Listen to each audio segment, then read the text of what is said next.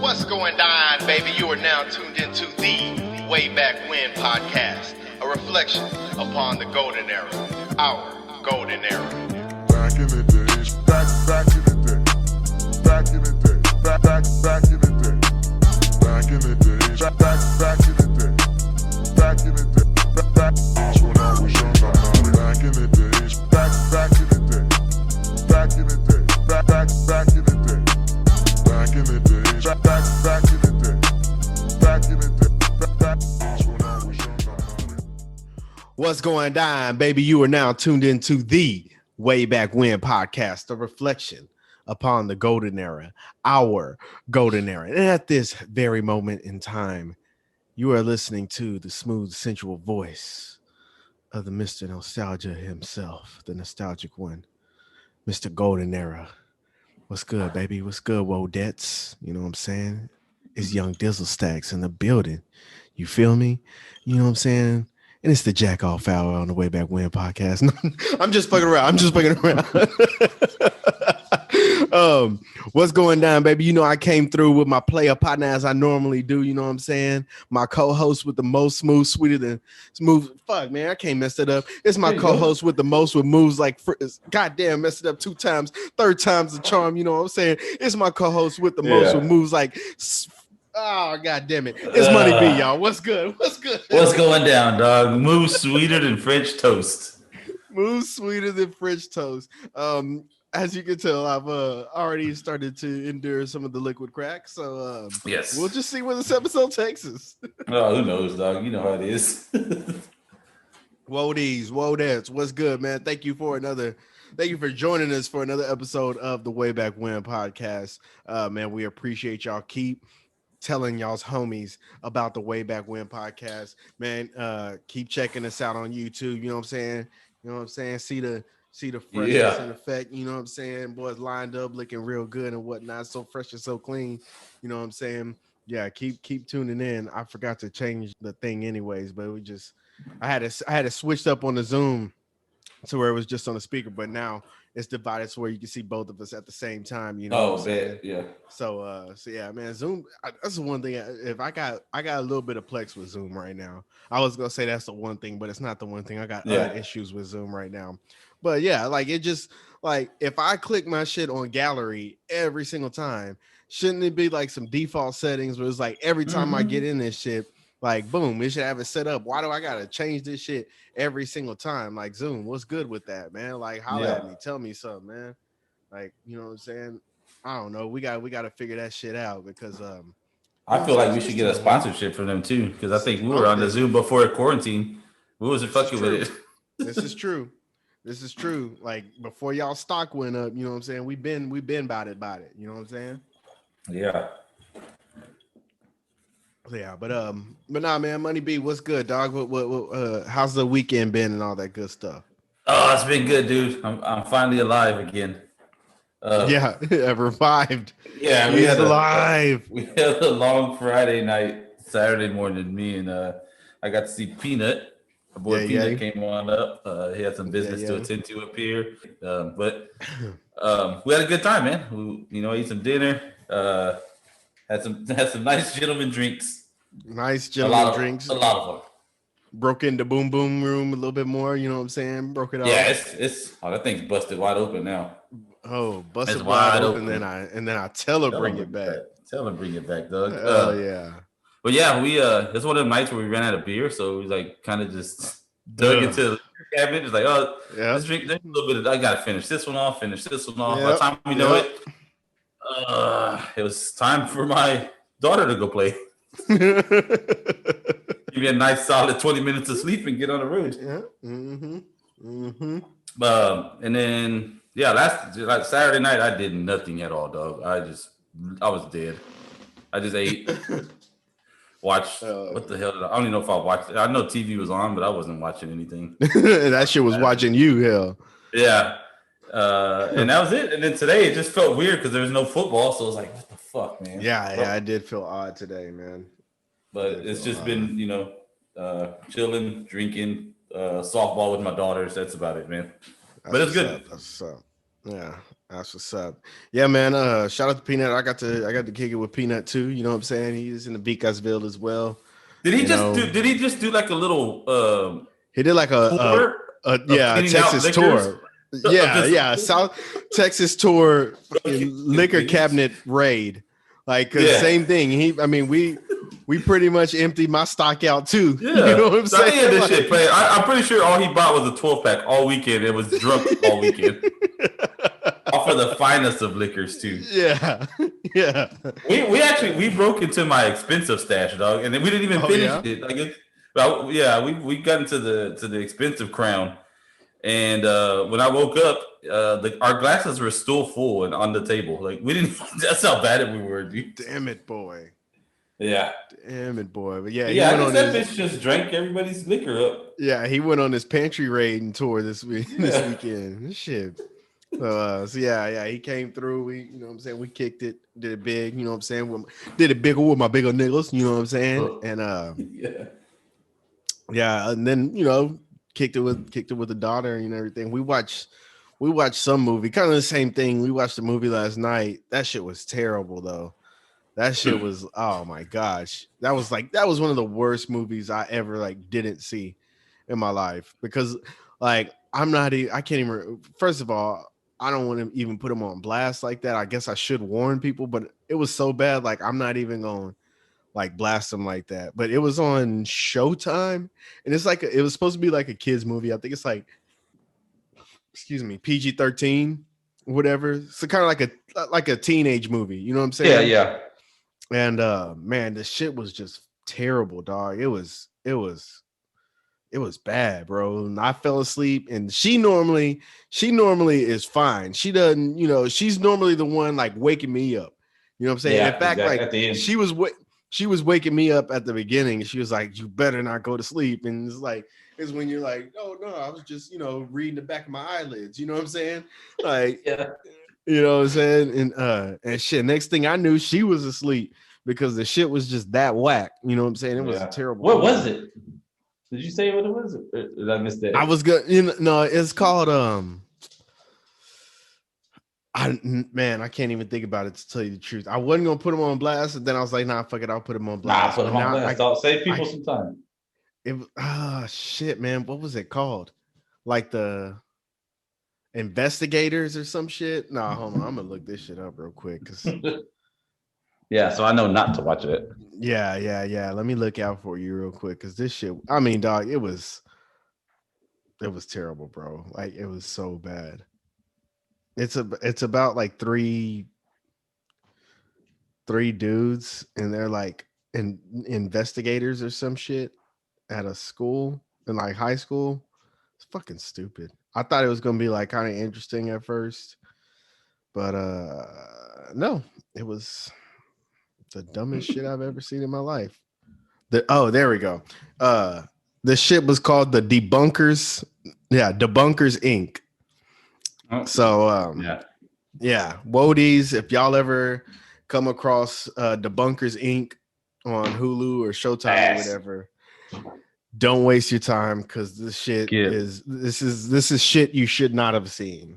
Yeah, you know, I hated it. What is like the fucking Wayne's brother or what? Hated it. Yeah. Yeah, hell yeah. So the shit was terrible, and then, you know, today kicked it. You know, just tried to figure out what to do with myself. Like you said, it's like no football, so it's like, damn. Fucking weird. Yeah. So, and then I'm not into basketball yet. Like, you know, it's on, but I'll watch it. But I'm not into it. Yeah, a little bit, but yeah. So yeah, man. But yeah, other than that, you know, just kick it, nice, cool, nice, relaxed weekend and whatnot. So, nice. So yeah, man. Yeah. But shit. Now that we've got into that, go ahead and break us off with some of that way back when news, my G. Yeah, let me pull it up real quick, man. I got you. And now, way back when news with Money B. Yay. All right, bet. Here we go. Man, you know, I hate to start it out this way, but, you know, rest in peace, Kobe. and everybody involved in that helicopter crash. It was 1 year on January 26th. Yeah. Saddest fucking story. I mean, we covered it a little, whatever. Everybody covered it, but I'm just saying, like, that was just sad, dude. Just fucking. Yeah. Still, dog. A year later. Absolutely, it's still unbelievable. And then this week we had some deaths this week. It's just crazy in the Black community. Cicely Tyson. I'm sure a lot of Woadies out there are familiar with her. I think you have to break that down for me. Like I saw that, but I don't. Tyson? Yeah. She's 96 years old. Like just a veteran in Hollywood. You know what I'm saying? Just a stable in Black Hollywood, I should say. And then now, as more recently in Hollywood and everything, where she's, I guess, more known to wider audiences and whatnot. That she's like, I guess more recently she's been in like a bunch of the Tyler Perry movies and everything. And she was always just like, she reminded me of my grandma a lot. You know what I'm saying? Yeah. It was like just seemed like just the most like graceful, woman ever. You know what I'm saying? It's crazy. Like they like a picture is trending on Twitter of her when she was like 2 years old, and it was from back in like 1927 or some shit. Like, and it's just one of those old time, photos and everything. It was just crazy. And so, yeah, man. So, RIP to her is just one of those things. Or like I said, I believe she was 96, and it did seem like she would die, but then again, she was 96, and so it's kind of understanding or whatever, but she's somebody I know who a lot of people looked up to, you know what I'm saying, and paved the way for a lot of Black actors and actresses, you know what I'm saying, in Hollywood today. She was well respected. So RIP to her. And then John Chaney, the basketball coach, passed away this week as well. He's a well respected coach, coached at Temple, coached some winning programs, brought up, was basically like a father figure to a lot of young African American males coming up and everything. And so, that was another big deal. And then the one we didn't talk about last week was Hank Aaron. Hank Aaron passed away. Oh yeah, that's right. Yeah. Braves great.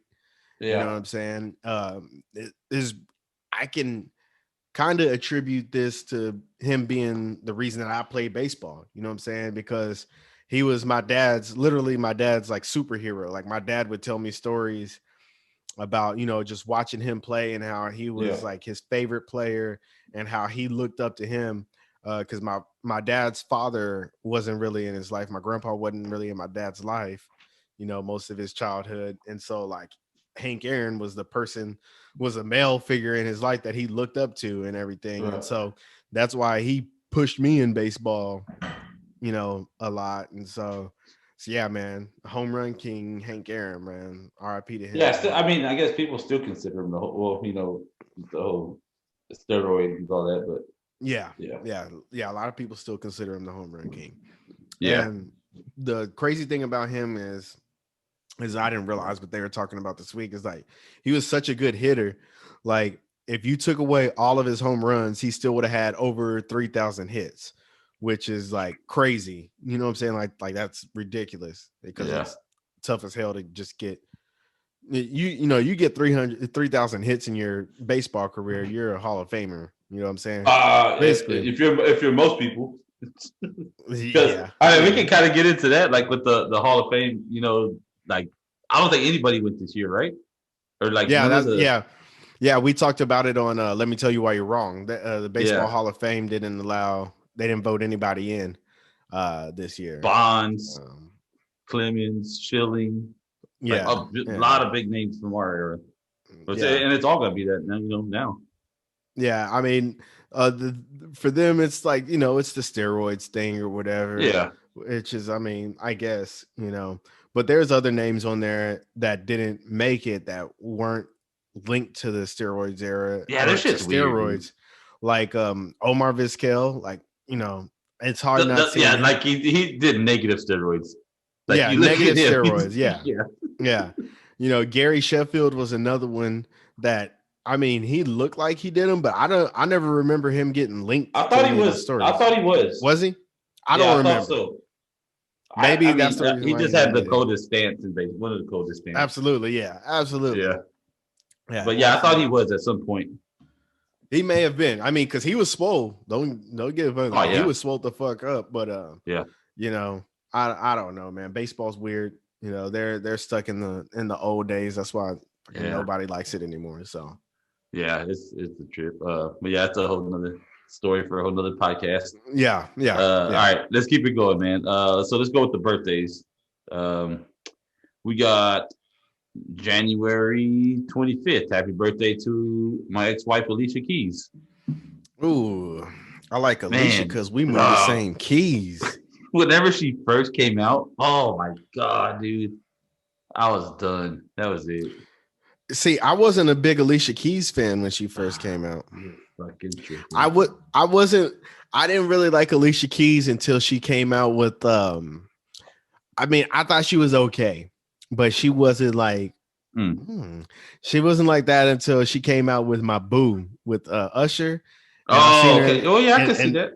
In that video, I was like, oh yeah, shit. Yeah, I can see that. Oh shit, Alicia looking good. You know what I'm saying? I like to tickle those ivories. You know what I'm saying? Like, hell yeah. Oh shit, man! I laugh every time I hear her name because I think one of my sisters had her friends and she showed up one day with her hair braided. And she said, "Look at this bitch looking like Alicia, please." I was high as shit and drunk, obviously. Either way, happy birthday to my ex-wife. January 28th. Happy birthday to Dante Culpepper. Oh damn! Yeah, throwback. Nah, he was hard on that, and with him and Moss. Boy, man. Man. Those Vikings teams, I like one. That's crazy as hell because one of the, like, you know, like those videos pop up on Facebook and shit. Like, so one of the highlight videos from like those 1990s Vikings teams popped up on the screen and shit. Hell yeah! Those Vikings teams were them boys went hard, dog. Fucking cold. Niggas was raw, dog. And Culpepper was cold because, you know, he was big as hell, but was chunking that thing. You couldn't tackle him. He was like Ben Roethlisberger before Roethlisberger, minus the raping and stuff. Minus the raping shit, yeah.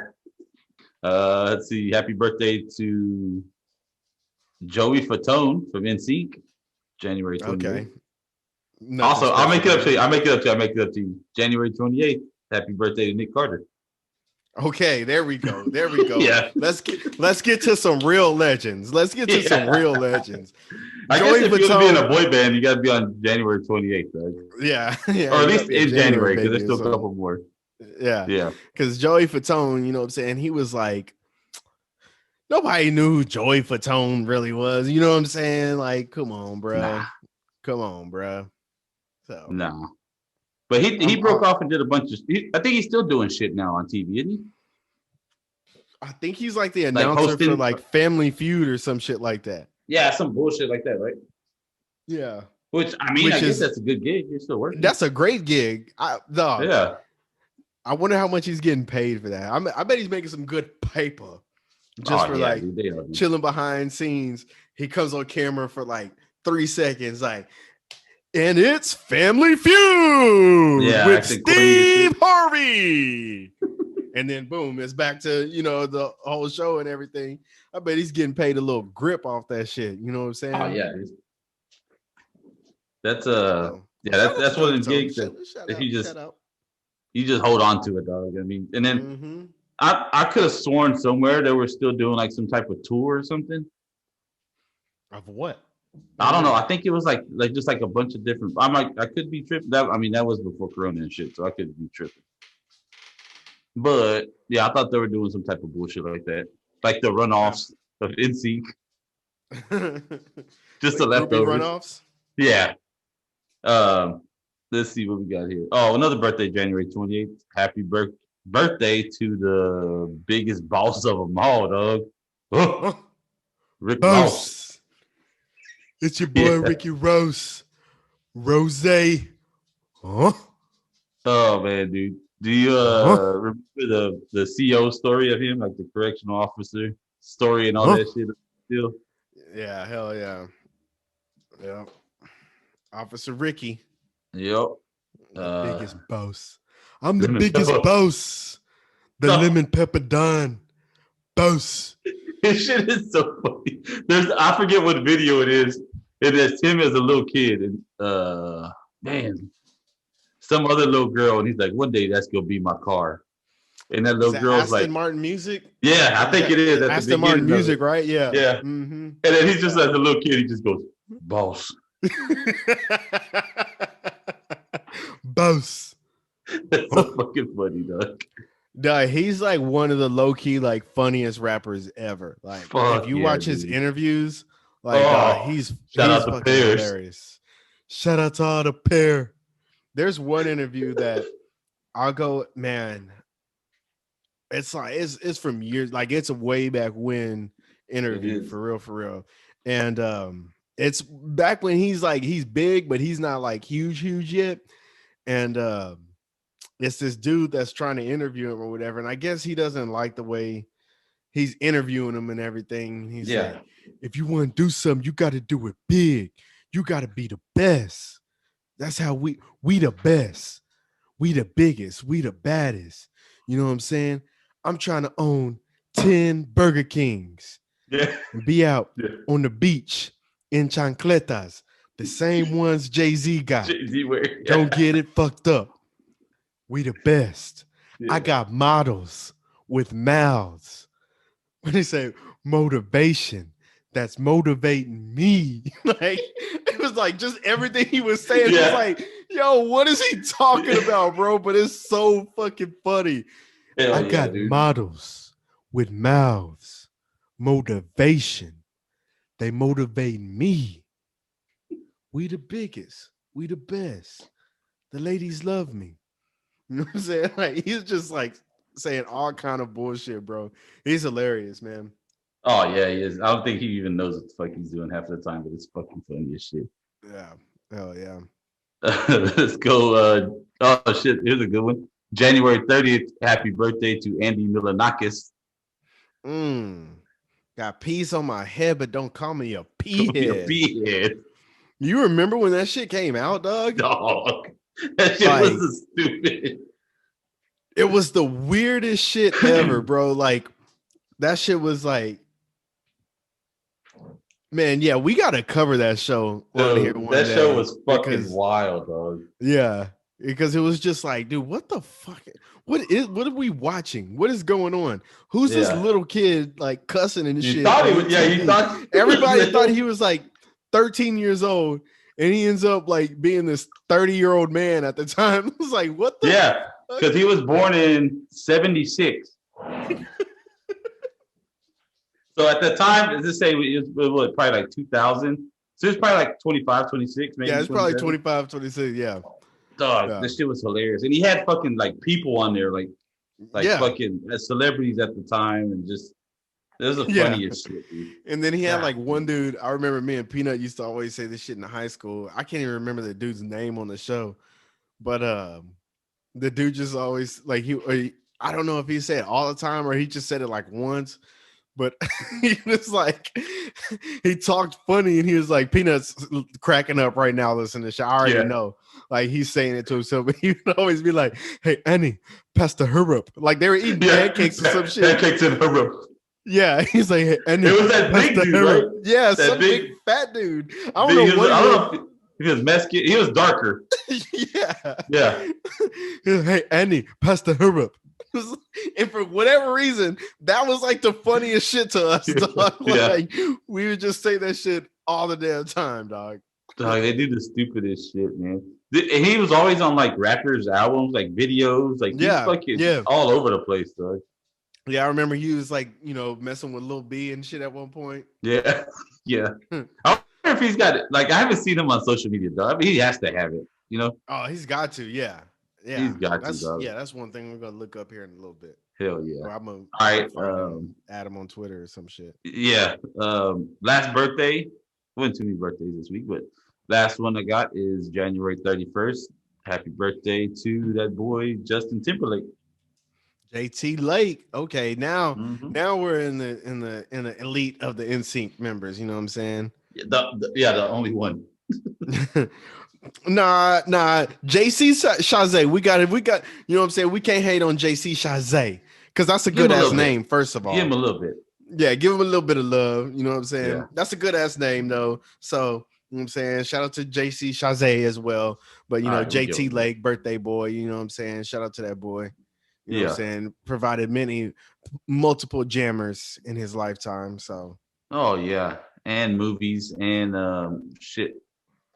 For me, fucking Trolls, because my daughter watches Trolls all the time. oh, is he on Trolls? Yeah, he's one of the main people on Trolls, though. No, never seen it. Yeah, it's I'll lend it to you. Yeah, No, that's it's a good fine. movie. That's fine. I'm good, dude. I'm good. Yeah. Thank you though. Yeah. All right, let's go to events. We got let's see. We got one release, couple releases. January 25th, 94. R. Kelly released Bump and Grind, which is now very like, yeah, I don't know how I feel about that. Yeah, man. That's like in a selfish way, like for us, like that's what sucks about all this shit with him is because the like great music that he came out with, it's like you can't even fully enjoy it now. You know what I'm saying? No. You know what I'm saying? So yeah, Bump and Grind is a great song when it came out. Like I remember like singing that shit in middle school. But no, was it middle school when Bump and Grind came out? No, I'm thinking of Feeling on Your Booty. Bump and Grind came out when I was a little kid. Yeah. But yeah, nah, that's still like, you know, that was a jammer, but it's the whole new, like, I don't know, not even a whole new. It's just it leaves a sour taste in your mouth. You know what I'm saying? Yeah. Like, I ain't trying to listen to that shit now. Yeah. Shout out to my boy Mario. He loves that song. Does he? Yeah, for some reason we used to go out all the time, you know, like Cactus or Shooters. Yeah. Oh yeah, they're definitely playing that shit at Cactus. They play that shit. Anytime that song came on, dog, he was dragging his wife out there to go dance for whatever fucking reason. Shout out to Mario. We got to get him on eventually. Yeah, for sure. We got January 24th, 98. The Titanic soundtrack hit #1. I don't remember any other song except for the Celine Dion song off of there. Yeah, it was a Celine Dion song. That was it, right? That's it, right? So maybe she they carried got a bunch that whole of remixes soundtrack. Yeah, she carried them bitches. Shit. Maybe they had like a P Diddy remix of it on there or something, but I never take that. Yeah, it's the remix. Take that. Come on, Celine. And it was basically an old fucking song's beat with just her over it. Yeah, that's all his remixes are, dog. What was the song even? How did that song go? Very slow, and very slow. Like I'm trying to think of the funny thing is like I'm trying to think of like popular like movie soundtrack songs, and the only one that's popping up in my head is "And I Will Always Love You" by Whitney Houston. Oh, that's what I was just thinking too. Like the melody, I was like, man, that's not it. No, that's not it. Let me hold on. Let me I'm pretty sure it's gonna bother me. I have not seen that movie I think I saw that movie one time. I think we saw it in school too. They used to show it to us in school, except for the like except for like the good parts, the only parts I want to see. My Heart Will Go On. That's what it is called. There we go. There you go. There it is. But I could have sworn they like played that song throughout the whole movie, like a little bit here, a little bit there. You might be right, dude. I don't remember to tell you the truth. That was a long ass movie. Fuck yeah, dude. The remix will go on featuring P. Diddy. Yeah, P. Diddy and Mace and the Locks. Yeah. All right. January 27, 1984. Michael Jackson fills an ad for Pepsi, and it goes horribly wrong and sets his hair on fire. Yeah. I was only you probably weren't even born. I was a few No, years old. I wasn't even born. But I just always remember seeing it like as as Michael Jackson got older, as we got older and shit. That's fucking nuts. Dude. Yeah, I didn't know nothing about that until you watched the Michael Jackson movie. That's the first time I found out about it. Yeah. Watched the Michael Jackson movie, and I was like, "Damn!" Like that shit happened. My mom and dad were like, "Yep." Yeah, that's fucking crazy. Yeah, and he was huge at the time, so that's basically like fucking I don't know who now, fucking Taylor Swift's fucking hair catching on fire. Yeah, like little baby. I don't know. Yeah, I don't fucking know, dude. Little baby doing a lean commercial or something. I don't know. yeah. And just catching on fire. His fucking his blunt catching his hair on fire or some shit. Mm-hmm. Yeah, that's but what either way, that was fucking a medical marijuana commercial. Yeah, blunt catches his hair on fire. Let's recreate these as like nowadays shit though. Oh yeah, writing that shit down.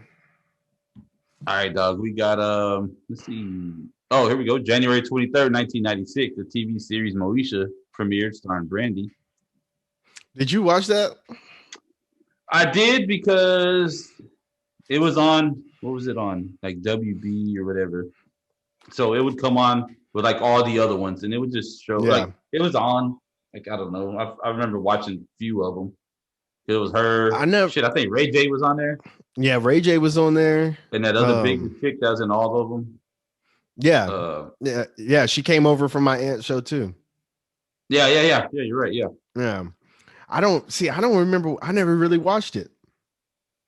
Yeah, I remember. Man, I'm trying to think what else was wrong. It was either like, was it after Smart Guy? It was after one of those fucking shows or before one of them shows. Yeah, I don't know why. Mo to the E to the. See, like that rings nothing for me. No, dog. See, I never watched any of it. But of course, shit was highly successful, like highly popular or whatever. You're like probably 96. You're probably in elementary, huh? I think I might have been in junior high. Yeah, I was in elementary. Yeah. So, and I was about to say, like, I don't even remember. I was in elementary going to little Christian schools, so I don't even remember like might have been my friends talking about that shit or whatever. You know what I mean? So. Yeah, I remember that coming on, but it was like in the other shows. It was like, I don't know, it was all right. I remember watching it though. Yeah. All right. Shit, today, what's today? 31st, 22 years ago, Family Guy premiered. Hell yeah. I distinctly remember that shit because it was showed right after the Super Bowl. Yep. And if it's 22 years ago, that means I would have been 70? I don't know. We trying to do math. We're trying to do math on this show. I just remember let's being stick to what we're great at, okay? Yeah, let's talk shit. So I remember getting fucked up. Right? And then I remember watching this, and I was like, dude, this show's fucking crazy, right? Like, because it was funny. Like, it was just something you hadn't really seen besides South Park. But this was like on a different level. And then it showed right after the Super Bowl. So you were kind of like, oh shit, like I'm gonna watch this on a major like network and shit. Yeah. So South Park is on TV, but that show's on Comedy Central. Yeah. Half of the people didn't have it. You had to search for that shit. And there wasn't really that much searching back in that. You had to get up into like the 50s for that shit. You know what I'm saying? Yeah, you had to have the premium fucking Suddenlink cable for that shit. Hell yeah. We barely had the radio. That. Man, either way, I remember watching it, and then we talked about it at school the next day because we were all like, "Oh, did y'all see that show, Family Guy? Like, that shit's great!" Like, because they were like cussing and shit. Like, they would bleep it out. It was fucking nuts, dude. But to think it's still on, fucking, 20 something years later, and it's still fucking just as funny. That's crazy, man. That's crazy. Yeah. But that's fucking. That's gonna be a classic show, dog. It's gonna be one like The Simpsons and South Park that runs for fucking 30 fucking something years. Forever. Yeah. That's a good thing about animation, I guess. Yeah. Yeah, hell yeah. Yes, sir. All right. Last event we got here, dog. I'm pretty sure we've kind of covered this, but I don't remember us really getting into depth of it. January 31st, 2000, a fight between Ray Lewis and his companions in Atlanta lead to stabbing death. So, I mean, if you're familiar with sports, yeah, you know who fucking Ray Lewis is. Sure, our audience knows who Ray Lewis is, and that was a huge fucking deal at the time, though. Yeah, because he was that after they won their Super Bowl or before? No, it was before. I think they won the Super Bowl the very next year, actually. Shit, dude, that's crazy. But he was like one of the best defenders in the league or whatever, you know what I'm saying? I want to say like he was like kind of those under the radar guys too. Like he was one of the best defensive players in the league, but he was kind of those guys that he wasn't well known yet. You know what I'm saying? Like you know, statistically he was the best, but like, you know, other people were thought of before of him because he wasn't as popular yet.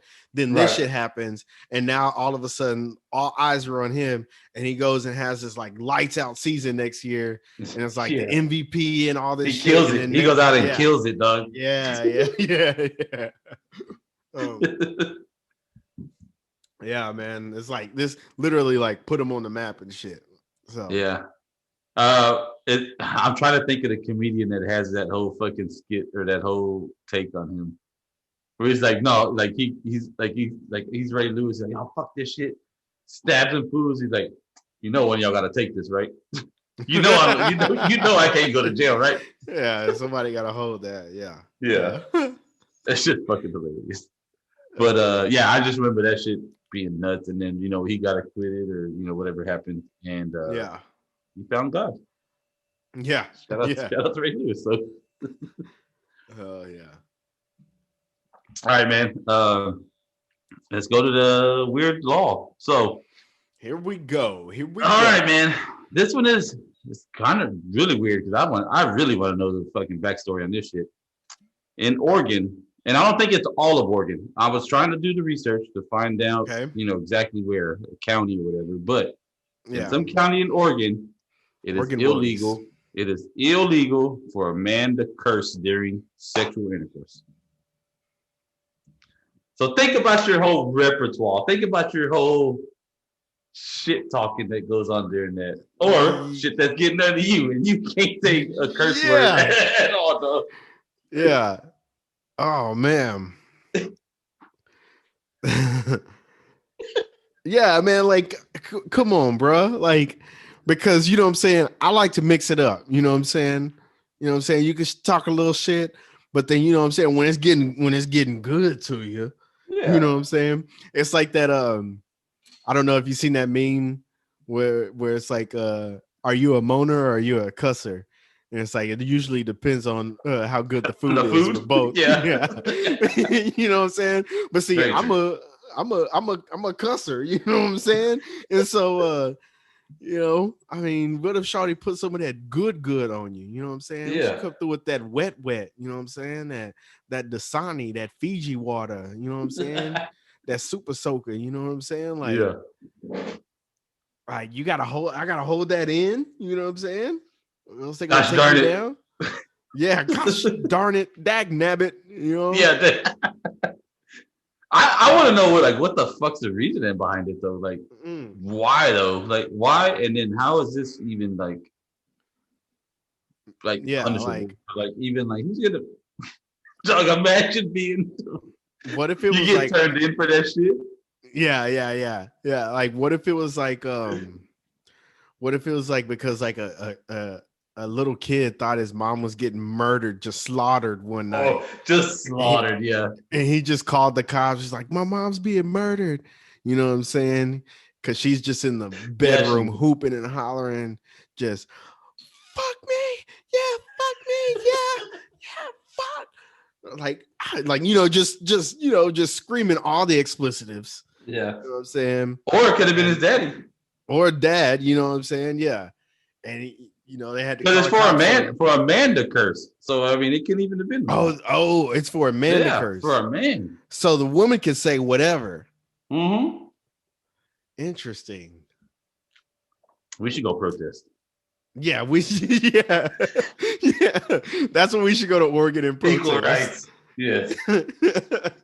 Yeah, because that's definitely not equal rights. You know what I'm saying? Nah. What the hell? That's half my language. What am I supposed to say? Yeah, exactly. Shit. Like, damn, that's trash, bro. That's trash. Yeah. You know what I'm saying? Because I'm trying to get in and act a donkey. You know what I'm saying? I'm trying to hit that bad boy hard. You know what I'm saying? So I don't get. I just want to know. Like, I was really trying to find out. Like, what the hell? Like, why? And I want to say it's got to be a religious reason. Something. But I mean, like, it's not like you're. I mean, but if it was religious, maybe it's just an extension of like taking God's name in vain while everything's going on. Yeah. You know what I'm saying? And then maybe during it's just that, an extension of that. You know what I'm saying? See, that's what I'm thinking. Okay. I feel you knocking. Yeah. I just don't know. Like, unless there's just like one man in town, like who would you knew when he was a hater. He's a hater, maybe. Or that. Okay. Or that. Yeah. See, I was going to go the opposite where it's just like one man in town where like everybody in town knew that he was getting some cutty because you could just hear him just cussing throughout the rafters. You know what I'm saying? Yeah. Cussing all throughout the town. You know what I'm saying? He's just obnoxiously loud and everything. Yeah. And so they had to lay a law down like, all right, this is enough. All right. No more cussing during sex. All right. You know what I'm saying? Imagine going to trial for that shit and stuff. Like you get like, all right, here's your charge. Like, no, I'm gonna fight this. I'm gonna get Johnny Cochran in the case. Like this. This is like the big trial of the century. Yeah, and And then he shows up, he's like, yeah, all right, I cuss, but look at her. Like, Exhibit A. Yeah. Look at that ass. That ass. That Come monkey. on. Look at that thing poking out there. And then the judge is like, God damn.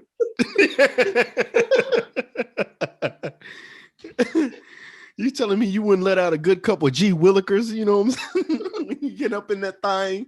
Shit. Yeah. That I mean, like every time we're like, what? There's a law. Like, what's the fucking reason? There's got to be a reason behind it. There's got to be a story. I guess I got to go to Oregon and find out, and not try and maybe cuss, maybe not. See what happens. Yeah. So either way, dog, that's the news. Wody, stay out safe there and out there in Oregon. Watch your mouth. Yes. Do things with your mouth to keep you occupied, so you won't cuss. Yes. There you go. Yeah. There you go. Good shit. Thank you for that.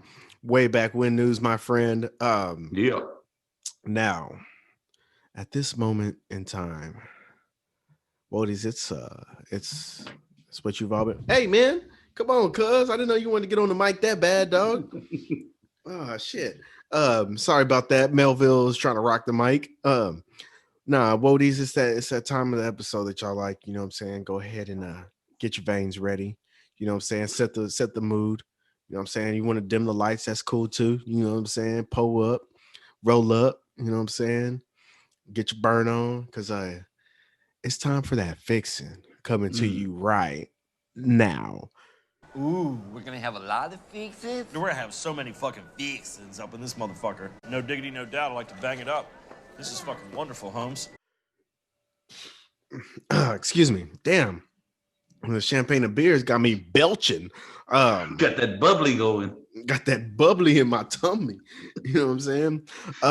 Now, Wodies, this week we decided to take it back to the small screen. You know what I'm saying? We've talked about some movies in the past. You know what I'm saying? Talk about some music videos and shit.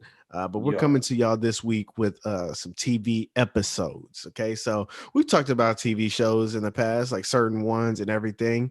But I know, like, for on my end, we didn't necessarily like go like hard into like, you know, a bunch of the good ass episodes that they had. So like we talked about the Wayans brothers, or Martin, or Fresh Prince of Bel-Air, or Family Matters, or Saved by the Bell. But we didn't get into too many of the really good episodes that these shows provided. So we decided that we're gonna pick a couple of episodes from TV from way back when, and talk about them a little bit. You know what I'm saying? So here we go. Let's get it. Money B, break us off with your first one, dog. All right, my first one, dude. Only because I want to get into it, but I don't want to get into it because I know we have to like dig deeper on this shit. Is the very first episode of Eastbound and Down. That boy Kenny Powers. So we get our first look at Kenny Powers, and we get, and dude, immediately from the first episode, I was like, dude, I cannot wait for this fucking series. You see who it is? It's Danny McBride, and at that time, like he wasn't as big as he is now. Like he doing this. I didn't know who he was. Yeah, I've seen him in like a couple other movies and shit. Yeah, but then when you see the show, and you see the premise of it, like because we're sports dudes or whatever. Yeah. And then you see like, oh shit, it's a sports show, but it's funny. But he fucking acts like he just fucking drinks and acts belligerent and fucking acts ass. Yeah. And talks about tits and ass and does just the shit that he says. Yeah. Yeah. It's the best, dog. It's the fucking best. I went back and watched it, and it's just as good as ever. As good as like, oh yeah, dude, it's the fucking shit, man. So you're introduced to him. So he was MLB player that was like at the top of his game, and then he like just got too big headed and just fucking started doing drugs, just doing the most, dog. Eventually gets kicked out of the league or whatever, and has to go back and teach PE at a high school. But that's the only job he can really land, I think, or something like that. I remember. Dude, and dude, just the way he's so conceited, and then whenever he sees that chick April, dog, it's so funny, dude. It's so fucking funny because, like, you already know, like, when you see the chick, you know this would be hot, big boobs, whatever. He's just like,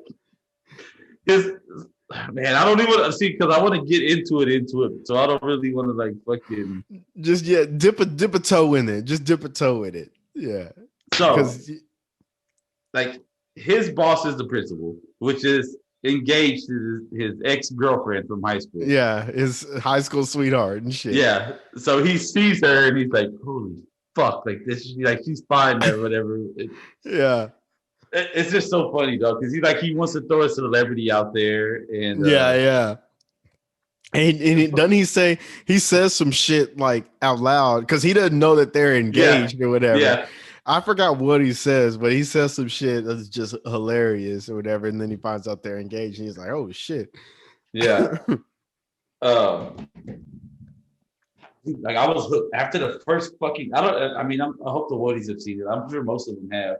Knowing our people, but dog, I was hooked. I just knew. I was like, I could not fucking wait. It was almost like Entourage. Like I wanted to go with Entourage too, but we kind of hit that up already.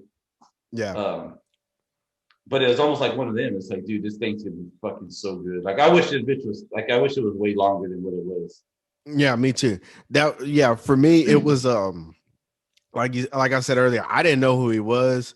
I just heard about this show or whatever, and saw. I think Entourage is still showing at this point. Yeah, because it showed right after Entourage. Yeah, and so my Sundays were set, dog. My Sundays. Oh yeah, HBO Sundays. Yeah, HBO Sundays were the shit, dog. But yeah, I remember. I believe they were doing like the previews and shit on like after Entourage or before Entourage and shit. Yeah, and so I was like, I'm gonna check this shit out. It's like a baseball show or whatever. And I remember like watching the first episode, like, what the fuck? Like, what the fuck am I watching? You know what I mean? And like laughing a little bit here and there, and then just like, what the fuck? And then like at the end of the episode, being like laughing uncontrollably, and like, all right, yeah, I gotta watch it. I gotta see what happens next week. You know what I'm saying? And then from there, like hooked. Absolutely. He just did the wildest shit. Just got fucked up, did coke. Did the wildest shit. Everything. Said the wildest shit. Said the funniest shit. You know what I'm saying? Like, oh man, I cannot wait till we go over this show because this is for one, it's one of the funniest shows I think ever. Yeah, it is. But it has there's a lot of shows that I've watched a lot of shows, and I think this has. I'm gonna say it right now because I can't think of anything else that's comparing to it. But this has the best finale ever out of any Yeah, TV show. I was just about to ask you The about finale of the show you can't do it any better than what they did it. No. And so yeah, man, this show is fucking hilarious, and Danny McBride became just a legend in my eyes. Yeah. You know what I'm saying, during this time. So damn, I should have. Man, I didn't even think about it. I should have worn my fucking Kenny Powers jersey today. Oh yeah, fuck, La Flama Blanco, boy. I'll make it up next week. Next week. Hell yeah. So, but yeah, dude, that was my one. Like I said, I wanted to go Entourage. There's so many other ones that I thought about, and it was just like, dude, I remember just watching this one and just, I was done. Like I couldn't wait for the next shit. And it sucks. Like even now, because it's, most everything is like, they just, or all this shit on Netflix or whatever, they just release it as a season, so you can fucking just fly through them. Yeah. So even that is like, man, I was like, I got on it the other day, and I ended up going through the whole first season like nothing. And I was like, dude, how come they couldn't be like this earlier? Like, back in the day. But then again, I don't want it that way, dude. Because you gotta wait a whole fucking year.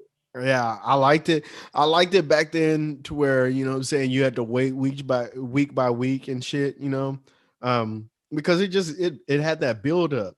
I wish that shows would do like a mixture of now and how it is now. I guess how it is now and then how it was back then, where like they release. I don't get me wrong, I love binging. You know what I'm saying? I love being able to, get a new show and then watch all the episodes whenever I want to. But I also like, that anticipation, like waiting week to week. What I don't like is like watching a show, like binging a show, you know what I'm saying, in like a week, and then you have to wait like a year or a year and a half for the next season. Like, nah, man. Like, so like I wish that they would like, film these seasons or whatever and release them periodically, you know what I'm saying? Like, each week by week or whatever. And then 6 months later, we got a new one already. You know what I'm saying? Like, because that's the anticipation that I don't like. When you have to wait like a year and a half, like for the new season or some shit, like how Game of Thrones would be like, man, you like, and granted, like Game of Thrones was huge, so it didn't bother you too much, but like not every show is like huge like that. So it's like, man, like you forget a lot of shit. Like like what's the show that I like on Netflix? Like have you seen You? Oh yeah, yeah. Like that one, they're going on like almost a year. I think it's finna come out. I think the newest episode, the newest season is finna come out, but they're going on a year.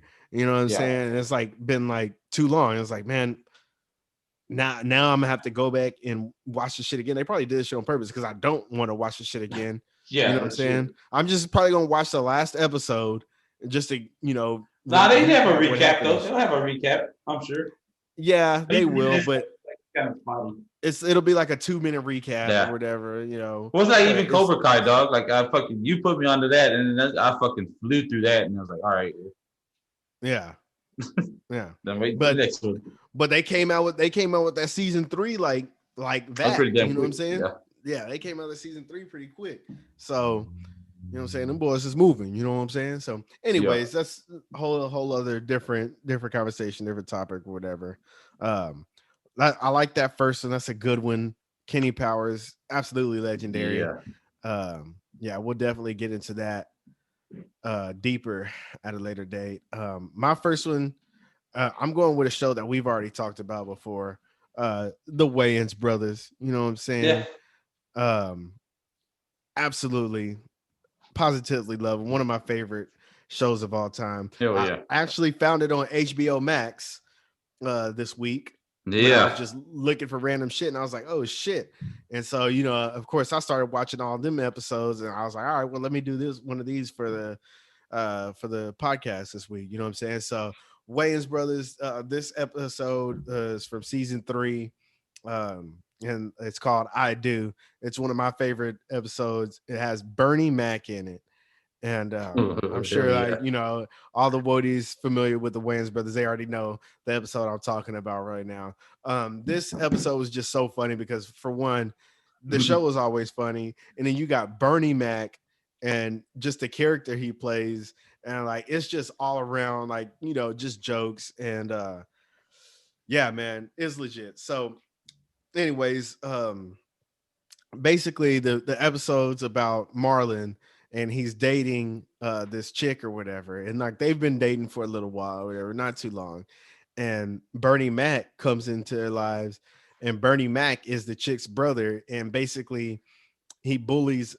First off, he like punks Sean and Pops, but then he bullies Marlon into like, what was his name? Fucking his name was Shank. That's right. There you go.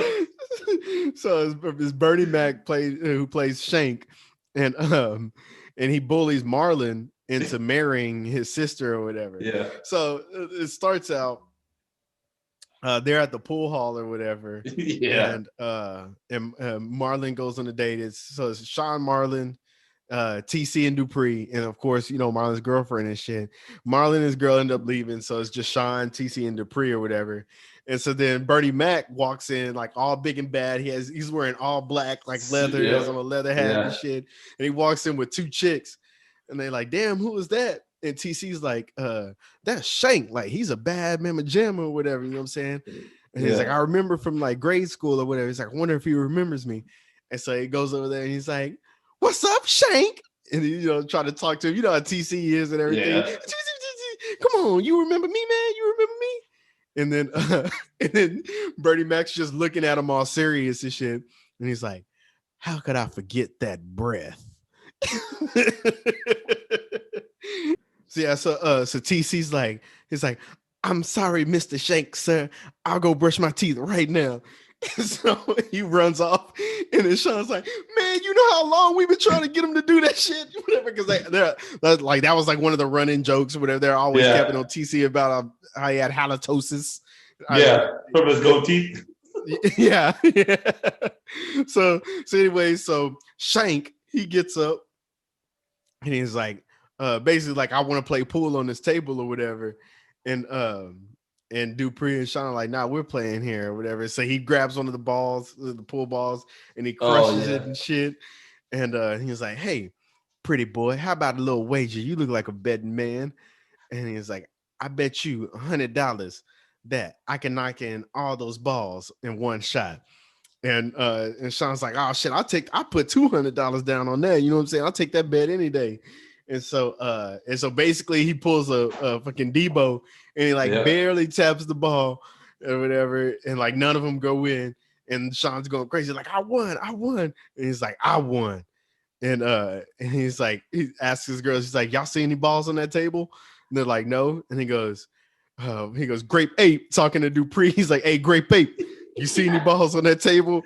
And Dupree's like, oh, no, I don't see no balls. I don't see no balls on the table. What balls? And so he takes all Sean's money and shit. And he's walking off. He's like, come on, girls, let's go get a facial. Fucking Sean goes, a facial? And he goes, shut up, damn it. And he keeps walking. Like, so that was like the funniest shit about like this episode, is because, you know, like Bernie Mac is this like comedian and shit. Like he's playing a tough guy like in the episode. And like this just shows you like the greatness of Bernie Mac, because he plays like all these different emotions in this one episode. Like he plays like the tough, angry, like hood, like gangster dude. Yeah. He has like funny moments. He has like his comedic moments. You know what I'm saying? He plays like scared. You know what I'm saying? He plays like a little bitch at some time. Oh, that's right. Yeah. And so he's like, come on, girls, let's go get a facial. And he's like, a facial? He goes, shut up, damn it. It's like, but he says it serious, but it's so fucking funny when he says it. And then Sean starts capping all these jokes. He's like, well, brother like that, go get a facial. Jiffy Lube. Yeah. And like, so that was the funny part of the episode, of course, too, because, you know, Bernie Mac's so black, so they had like all these nicknames for Bernie Mac and shit. And then he calls him. I swear, I think that was the first time I heard him say. He's like, "Yeah, he looked like Daffy Duck when he got his bill shot off."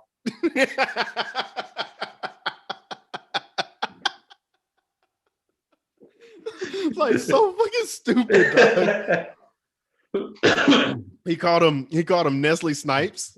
Yeah, that's right. So anyways, so they don't know that it's Marlon's girlfriend's brother or whatever. So he comes into the, what is it called, the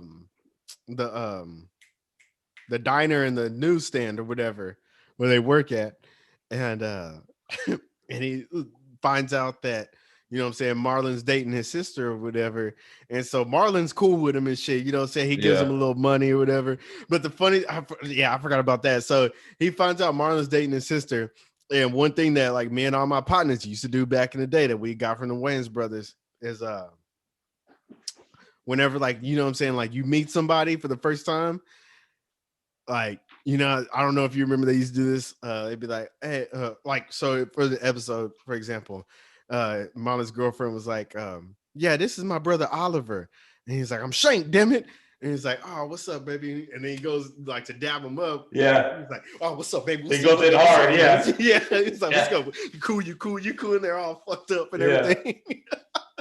So me and my partners used to do that shit all the time to like random people. Yeah. So Marlon's cool with him, and then he ends up basically squeezing Sean and Pops out of like a part of their business. Like he's like, hey, I want 20% of the receipts on the newsstand or whatever.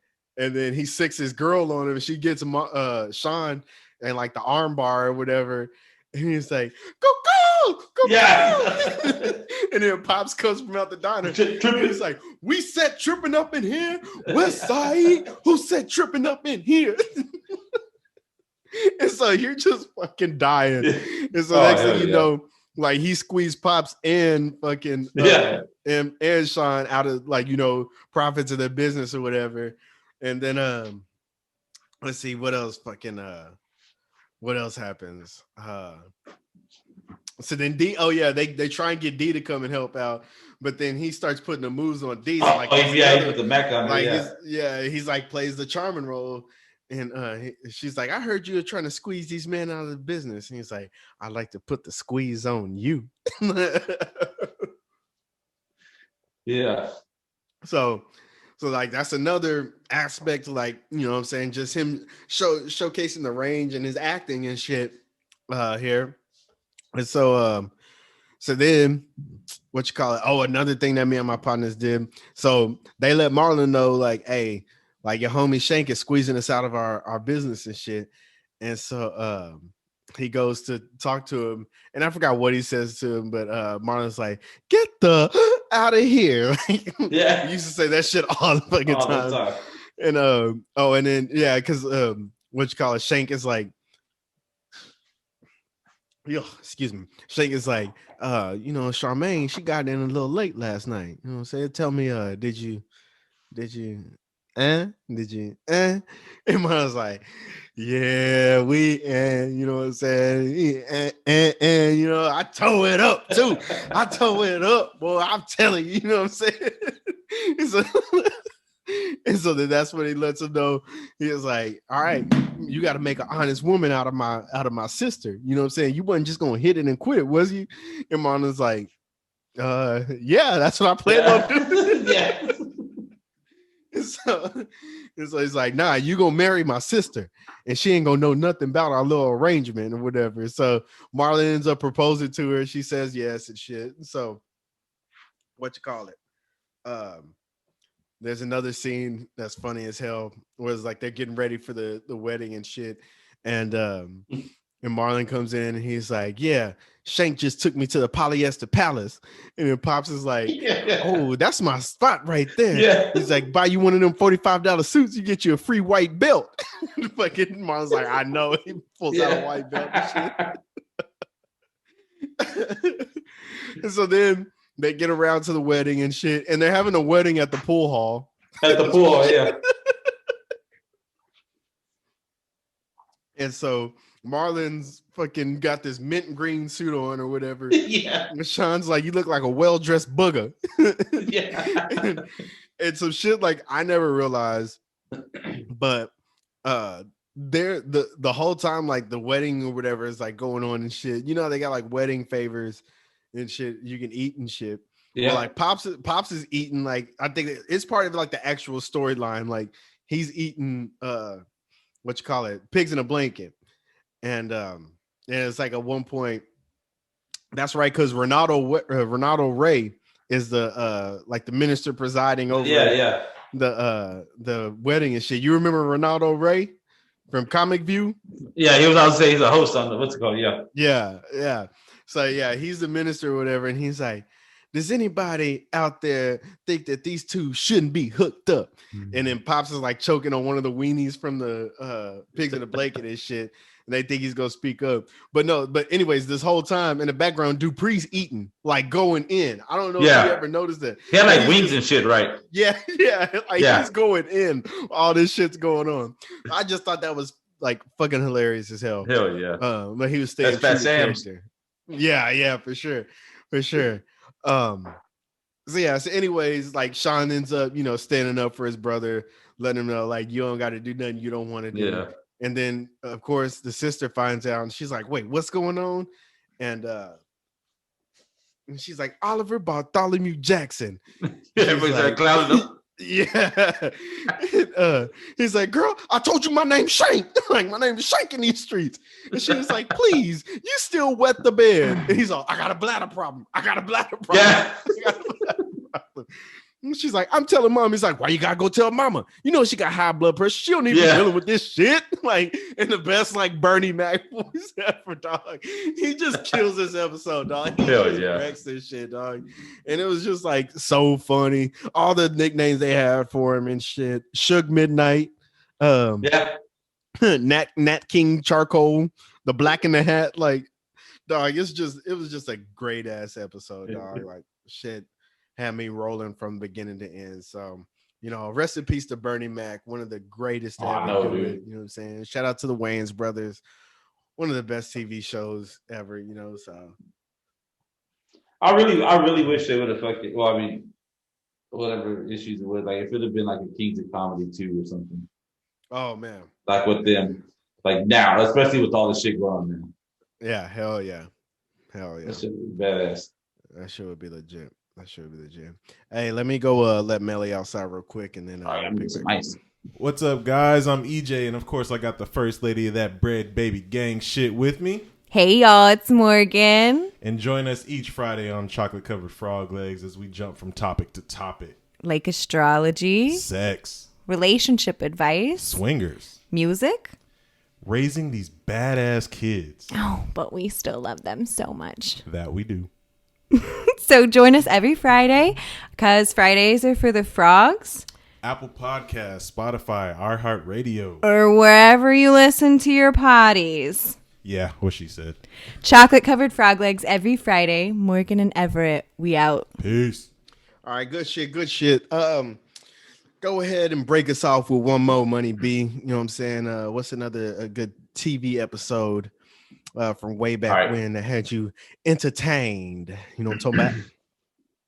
Dude, I know we kind of maybe talked about it a little bit, but I'm gonna get into Real World. So I used to watch the Real World, like it was sporadic. Like I'd watch this season, maybe not watch this one. Like, okay. Yeah. No, I fucked with Real World heavy. See, I never really fucked with it. I just only watched certain ones. Now, the one I did watch, and I was kind of like really intrigued by it, is when they went to Austin. Because now it was oh shit, I was going, at the time, I was like, oh yeah, I was going to Austin. I was kicking. I know where they're at. I know where this is at. Kind of see the shit on TV. Like, all right, I've been there. Also, you know what Austin's about. Like, what 6th Street's about. Whatever. Yeah. So I'm going to go back to Real World. It's season 16. I'm going to episode 2. Well, see, I thought it was episode 2. When I had to go back and look it up on fucking CBS app, like I had to actually fucking do some shit to even find the fucking episode, dog. Yeah, I was gonna say, how did you even watch that? They have it as episode 1, but I've always thought episode 1 wasn't as like it's kind of like they meet each other. Didn't have that and, much like, drama. Yeah. yeah.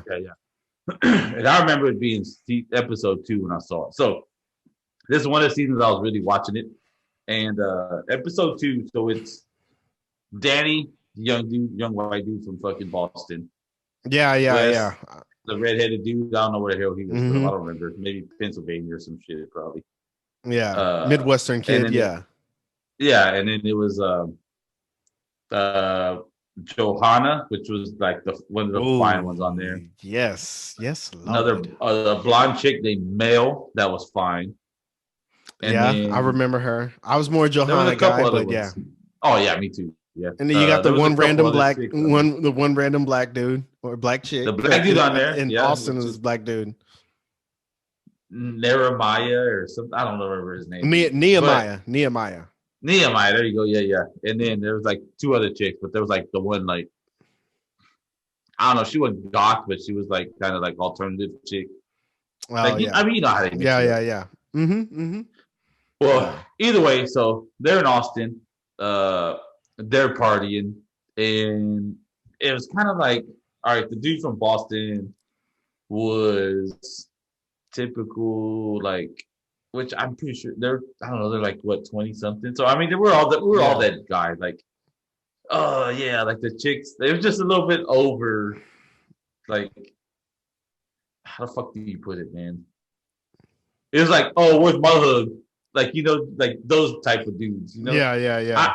I've never been that guy. It's like, oh, like, all right. So the whole thing is, all right. So they're all getting comfortable, and then they're all starting to drink, which real world, it is what it is. So they start drinking, taking shots and stuff, and then one of the girls comes out like just in like some kind of real skimpy outfit, the blonde chick. And so the guys were like, he sees her and he's just like, a mouth drops and just staring at her. And it's like, oh, thirsty as fuck. Yeah, exactly. Can I get a hug? And so she hugs him, and he like kind of starts air humping, and the other dude comes behind and does the same shit. Like, it's fucking corny as shit. But either way, like some frat boy shit. Basically, yeah. There you go. So yeah, they do that. They're getting ready. This is the first time they're gonna go. Because season 1 is like, they're all getting comfortable. They're just chilling. Getting to know each other and shit. Yeah. Badass spot, especially in Austin. That place is bad. I think you still rent it, if I'm not mistaken. Either way, so episode 2 is when they really start getting into it. So this is their first night they're gonna go out to 6th Street, and I was like, dog, I want to watch this shit. I want to see what type of 6th Street they go to. Hell yeah! And of course, Austin, that's what they're fucking known for. So they go out. The brunette chick, Johanna, gets fucking wasted. And she's even like, oh, when I'm on liquor, like, I'm a totally different person. So they drank in the first episode, and she got really fucked up, and she had told the black dude, hey, like they go off walking like after lunch or whatever. She tells him, hey, can you like watch me tonight when we go out? Like, I just need to know that somebody's watching me, taking care of me. I tend to get drunk. Yeah. And this dude, being the simp that he is like, oh yeah, of course. Because the whole time he's like, oh, I could see a connection with her. Like, how they go off on their little professional things. Yeah. He's like, oh yeah, she's beautiful. And I could see myself building something long term with her and all this bullshit. After one fucking day. Yeah. So, and that's like his one way in, like, oh yeah, I'm gonna be her bodyguard and shit. Exactly, dude. Exactly. So they go out. Even before they go out, they're taking shots and shit back at the house and getting pre-gaming and shit. So they go out, and she gets like fucking just belligerent drunk, and he's noticed. He's like, oh, I see she's getting too drunk, so I go and tell her, hey, you're drinking water. And that's it, no more, because you told me to take care of you. So he's trying to offer her water. He goes to offer her water, and she's like, "Oh, I don't want water." Like, what the fuck? Like, she's just of course. Yeah, they're at a club, at a bar or whatever. Oh, dude, just watching this episode, it's just like so much like just shit that I was like, fuck this. Just watching it makes me like, fuck those dudes. Like, I wouldn't even put up with none of that shit. Either way, you're 20 something, you know what it is. You're at the bar, you're just trying to do what you're doing. So the other guys are out. everybody, the whole crew's out. This is the first time they're going out as a house or as a crew, whatever. And they're all at the same bar. There's the other two chicks over there drinking. The dudes are, doing their shit. And so that black dude and that chick Johanna get into it. Like she's like pushing him. He's like, "Oh, I'm not gonna mess with you." He's like, "You told me to watch you. I'm trying to watch you. You told me to watch you. I'm done with you." He's trying to walk off, and she's pulling him by his shirt, rips his fucking shirt off, and it's just like talking shit. "No, you're not gonna leave me." Just watching it gives me anxiety. Just like, fuck this shit. So he eventually and he's got, because she's like pushing him and hitting him and shit. So he's like holding her wrist and holding her up against the wall and shit. So everybody in the bar is position to be in. Yeah, and he's a black dude, Yep. So they're all like pushing him, like, "Hey man, get off of her like that," or whatever. He's like, "Man, fuck this shit." So he just leaves. He just walks off. It's good decision. Good decision. And he even says, he goes, "Hey, I'm not, I'm gonna be the level-headed person. I'm just gonna walk off." So he walks off back to the room or back to the house. Yeah. They see that chick crying. Like that chick's like basically fucking just sitting in the corner crying, like, "Oh, he's pissed, this and this and this." Pulls the damsel in distress. Yeah. Exactly. So the other two dudes from the house go and talk to her. They're like, "Hey, what happened?" And she can't even explain anything. She's just like, "Nehemiah and these guys and holding me and pushing and this and this." And so they get all fucking like frat boy, like, "Oh man, what's he doing?" Like blah blah blah. All that bullshit. Yeah. And so they run out the bar looking for him. And so they're like, "Oh, where the fuck is he at?" They're all fucked up, right? So they're walking, and the people on 6th Street are like, "Oh, that black dude, yeah, he's over there." So they all take off running that way, and then people over there like, "Oh yeah, we saw him, he's back that way." So they just keep running from bar to bar, like, "Oh, he's in there." Like, Shout out to Texas, man. Hell yeah, dog, just fucking with this dude from like Boston and like New York, whatever. Either way, so eventually, how 6 feet is, dog. It's just a bunch of drunk motherfuckers on there. Yep. And you got fucking 2 fucking drunk frat dudes with camera crews behind them. Yep. Somebody's gonna fuck with them. Mm-hmm. So they try to go into this one bar. This one dude like starts shit, pushes them, and those other guys like, "Oh man," they just start shit, and there's just a big pushing match.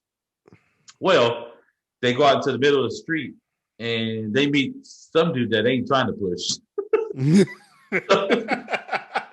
The guy from Boston falls down, and somebody from Austin or Texas, whatever, represent and just fucking boom, steals off on him.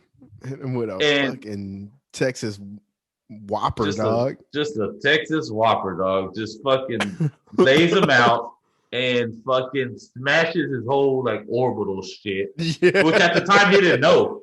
So he just gets hit because he slips and he falls, or he falls. They push him, he falls. He gets hit, and he's just laid on the road like this, and he's just like that, whatever. Well, just rolling around that cobblestone pavement. Yeah, and then the cops pull up. He's probably laying in piss and throw up, and they tell him what else. I know I put my fair share of piss in Austin streets. So the cops finally roll up, and then all the people from the house like, "Oh no, we're this and this, we're gonna go home or whatever." And I always thought it was funny because the camera crew, I guess they just have to let it roll. Yeah. So even if you would have got mud stomped, like did they just let that shit roll? They're just sitting there filming the whole thing, not helping and all. Like, damn, I'm gonna get his ass whooped, huh? Either way, the cops show up and they take him home, and so the whole time home, they're walking home. He's like, "Oh man, who was that man?" Like, "Oh, fucking talking big shit or whatever." And the other guy, Wes, looks at him and like he was drunk, but he was like funny about it because he looks at him. He's like, "Yeah, they got me, man. They hit me in the fucking eye. Who was that guy?" And that guy looks at him. He's like, "Oh yeah, they got you, man." And he just laughs it off because shit happens, when you're like fucking 20, 21, whatever, whatever. Yeah. Oh, they get back to the room or the house, and the dude is just laid on the bed, like fucking literally, like just like, fuck, dude. Like knowing he got hit. Yeah, knowing he got hit, but not to the extent that he had to go get like his shit got caved in, dog. Yeah, he got fucked up. Yeah, he got fucked up, dog. And I just remember, like, I was so hyped for that season. So like, oh, it's gonna be Austin. Like I said, you know what it's about. And then to Right see off that the boy get bat. fucking hit like that, I was like, oh, fuck that dude. He was kind of a simp too, though. Yeah, he definitely was. I'm glad that I haven't seen these episodes in, years. So I'm glad you just walked me back through it, because you took me down that, that memory lane, that nostalgia of watching that shit. Because like I remember the characters now, or the fucking people or whatever. You know what I'm saying? And I remember him getting rocked. But I didn't remember exactly like why it happened or whatever. I just remember like seeing it was like a big deal, like him, like when he was coming out of the hospital and shit, like everybody's all worried and everything. Yeah. Like I think his dad flew out there and shit the next. Yeah. So when Boston met Austin, met the fucking Fist of Fury, you know what I'm saying? Hell yeah. You know what I'm saying? The great state of Texas. We do it bigger down here. You know what I'm saying? Shit. Welcome to Texas, huh? Hell yeah. Well, fucking, like, dude, I swear, just watching that show, like, I mean, it's been a while since I've been in shit like that, but it was like, dude, oh my god, that just seems so exhausting. Yeah, I loved it, bro. I was down. Fuck that. I was such a huge fan of Real World and Road Rules and all that shit, man. Shout out to Chocolate Covered Frog Legs, because they're definitely coming back on the show, but they told me, I should say, whenever they come back on, they want to talk about Real World. So we'll have to set up that episode, specifically for them. You know what I'm saying? We'll have to, I don't know, pick a season or whatever, talk about it, or I don't know, pick some episodes, kind of like we did this time. I don't know. Get on there and fuck with. Oh no, wait, no. I need to get on there and fuck with. I see. Yeah, you definitely need to get on Chocolate Covered Frog Legs. I've been listening to. I was like, oh, I'm gonna talk some shit. Yeah, we'll get on there and we'll have a real nigga conversation on there. The last episode they had on, Dub J and Lou from Whose Bars It Anyways, you know what I'm saying? Bread Gang. God damn, I cannot talk tonight. Bread Baby Gang Family Affair, you know what I'm saying? We all they did it big intercourse. You know what I'm saying? What is it? Not intercourse. What is it? Fox with each other. So yeah. So hell yeah. So shout out to them. Yeah, we'll make that happen. All right, dog. Let me round this thing out. So for my last TV show, I'm going to The Sopranos, and I'm going to actually one of the most favorite and most famous or infamous episodes of all time, which I didn't even know that when I picked this one. I just knew it as being my favorite. I'm still not done watching The Sopranos, but I think I watched this episode like maybe like a year or two ago. Yeah, probably like 2 years ago, like for the first time or whatever. And yeah, man, like I remember just watching it, like just kind of in awe. You know what I mean? Like, damn, this is high quality, like entertainment. Like, this is like as good as you can do it right here. I was so impressed with this. And like I said, I didn't know that, going in and looking into it afterwards now, you know what I'm saying, when we talked about doing the episode and shit, like this was a fan favorite. And yeah, it's just a classic episode of television that everybody everybody had the same opinion on it. Like, it's just one of the best ever. I think I'll get into that shit in a little bit, but this is season 1 of The Sopranos, episode 5, and it's called College. So you've seen The Sopranos, right? Yeah, I ended up I'll play this shit. I think I maybe watched it like a year or two ago. Okay, yeah. So in this episode, Tony's taking Meadow to visit colleges in Maine. Yeah. And so it's him and her, and then Carmela is at the house with AJ, and she's sick with like the flu or whatever. And so it's got these two different storylines in this one episode. While Tony's in Maine with Meadow, he thinks he sees this guy or whatever from way back when that ended up being a snitch. You know what I'm saying? Ended up going into witness protection program. And for being a snitch or whatever. He thinks he sees him at a gas station, and so the whole conflict with him is, he's supposed to be on this trip with his daughter to go to colleges and shit, and he's trying to find this snitch and take him out and shit. Yeah. And so then you got back at the house with Carmela, and she's sick, but then Father Phil comes over, and like they've been kind of teasing this relationship a little bit, the first few episodes or whatever. He tried blessing her. He tried baptizing her, dog. Yeah, exactly. So it's like that. It's that will they, won't they, conflict. You know what I'm saying? So it's a great ass. It's just, man, it's a great ass episode of just like suspense, and oh man, it was dope. But I mean, just getting into like the details of like the episode. So Tony and Meadow are like, they're riding the main or whatever, and Meadow asks him, because it's shown like up to this point, like she knows she's not a dumb girl or whatever. She asks him if he's in the mafia, and he's like, hell no, like I'm not in the mafia or whatever. And he's like, what would make you think that or whatever? And she says, he says something about some family, the Cusimanos or some shit like that. And because like their neighbors are like doctors or some shit. And she's like, I see you like, leaving at early in the morning, and the FBI coming, the police coming and shit. And he's like, nobody asked the Cusimanos about this type of shit. And she's like, did the Cusimanos find $50,000 in a 45 when they were hunting for Easter eggs? It's like, goddamn. So like that shit was just funny, man. You know what I'm saying? Like just her, like, being a smart ass kid. And for me, what I'm saying, we both got daughters. You got a daughter that's about to go to college here in a little bit. Like it, you relate a little bit. Like I could see myself, driving my daughter to college and having like similar like conversations and shit. You know what I'm saying? Not so much about mafia and shit, but like, what I'm saying? Like, daughters are smart, dog. They're inquisitive and all that kind of shit, So I don't know. It's just, kind of relatable or whatever. So anyways, so they're at a gas station, and Tony thinks he sees this dude, and he's on the payphone or whatever, right? He thinks he sees this dude, and he's like, that motherfucker looks familiar. And so he gets in the car real quick. Excuse me. He gets in the car real quick, and he gets Meadow, and they start chasing this dude down. And like this shit was just like funny to me, because he's like driving like wild as hell, and Meadow's like, yo, like what's the problem? Like he's like passing other cars in no passing lanes and shit. And he's like, oh, I think I just saw somebody that I knew or whatever. And she's like, what the fuck? Like, he's like, oh, it'll be all right. It's okay. She's like, what's wrong with you?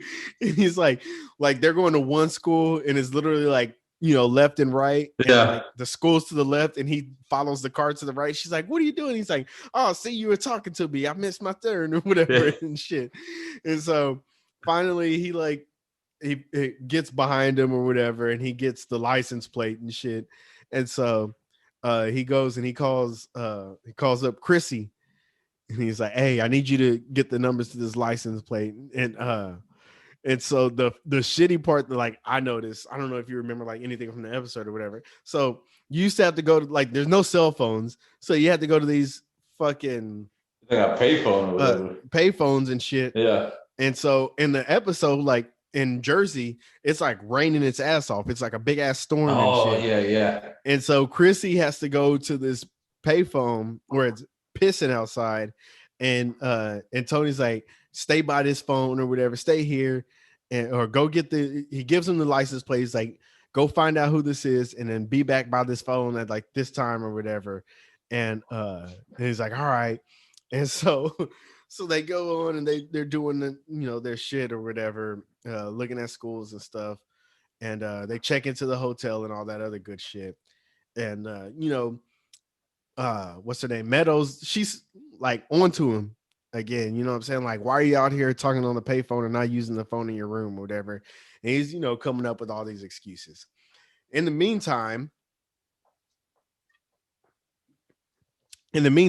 Carmela's like sick as a dog, like in the house or whatever. Yeah.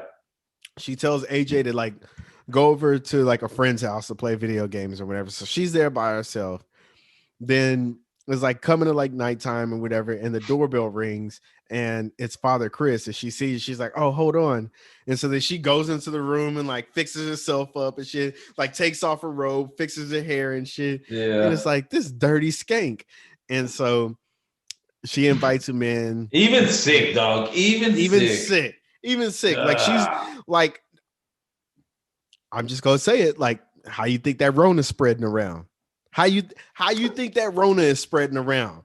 It's because all these hot girls out here, you know what I'm saying, spreading around not just that hotness, but they spreading around that Rona. You know, probably more than Rona. They spreading their legs and they spreading that Rona. You know what I'm saying? So, yeah, it's even sick, bro. Hey, quarantine, dog. Quarantine got him. Yeah. Batteries ran out.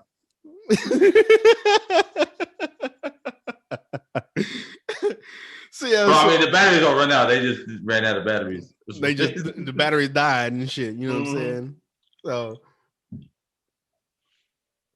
yeah, man. So she invites, you know, Father Chris in. Why he's coming over, you know, at nighttime, anyways, is who knows? Preach the word of the good Lord. Yeah, I mean, come on, dog. Eat the body of Christ. Yeah, dog.